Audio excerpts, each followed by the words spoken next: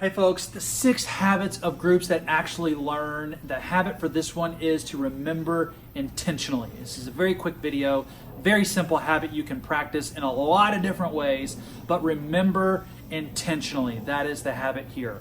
Remember intentionally is simply practice bringing information to mind. Practice bringing information to mind. And if you're an educator in the K through 12 system or higher education, you're going to say, really, Josh, this is kind of a waste of a video. Well, hang on.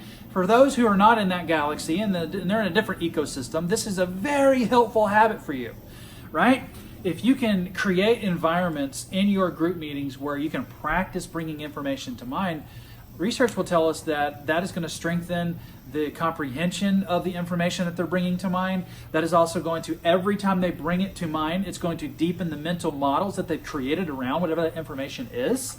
Mental model is a fancy word for a worldview. There is a scientific explanation that we don't need to worry about, but the worldview, you know, if they grew up in a broken home and they came to Christ late in life, they're going to have a completely different worldview with different mental models than someone who grew up in a home that followed Jesus and they came to faith early in life and they grew up in the church. They're going to have a completely different. So when they retrieve that information, when they bring that information to mind or remember it in an intentional way, so to speak, that's going to latch on to the deeper conversation that they're having with themselves. We won't get into all what that looks like, but the science would tell us that this is an effective thing for people to do to deepen understanding and to develop comprehension. So a very quick tip that you could do in your group if you're struggling for ideas is to create a scenario in your group where you can have a practice test for them to practice bringing information to mind. Very simple thing you could do is flash cards. You could do just a quick review, one sentence summary of what we studied last time, or turn to your neighbor and explain in one sentence what we studied last time. You can do this throughout the week. We have a video on that, right? Another video about that where you kind of space out the different things that you've learned. But this one, in remembering intentionally, you don't want to just focus on just any old thing. You want to remember intentionally. So some suggestions I have for you is if you do a flashcard exercise or a pair up with a partner exercise, then you want to focus on main ideas and relationships, not just words and definitions. You're trying to deepen the understanding of the things that you have learned. Or if you did a service project or a mission trip, the things that you have experienced. It doesn't have to all just be cerebral, informational head stuff. It can be hard stuff too. Hey, when I was there, I experienced this. Did anyone else? And you just framing it up that way will cause them to reach back in that long-term memory, bring it to the frontal part of their well, we won't get into the biology of it. You asking that question is going to put them in a position to have to remember intentionally. And this is crucial. It's very helpful. Typically, what we fall into the trap of, myself included, is we cover some information, we go on to the next week. Then we go on to the next week without ever retrieving or recalling or remembering the information we just went over.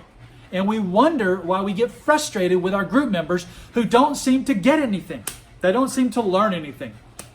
We get group leaders coming to us as pastors, coming to the coaches, who will say, my group members, it's 1 step forward, 3 steps back. Well, there's a lot that's going on there, and I'm not trying to say this is a cure-all, but what I am trying to say is that this is a very helpful habit that can create momentum in a person's life to, hey, we can remember on a regular basis, and I can teach you how to do that habit.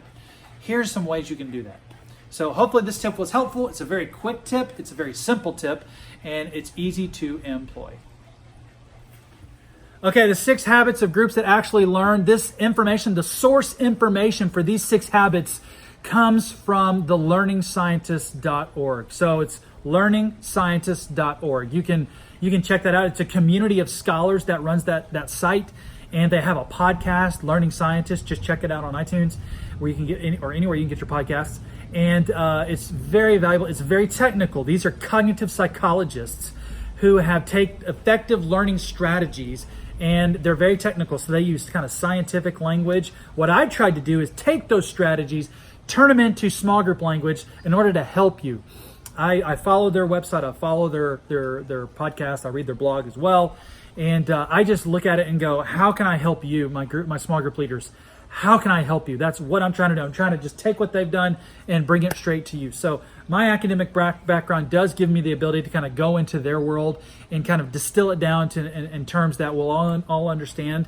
And hopefully, if you want information, you can go there. But I wanted to give them credit. This is not coming from me. This is learningscientists.org. There are other strategies that are out there that could be good habits for you.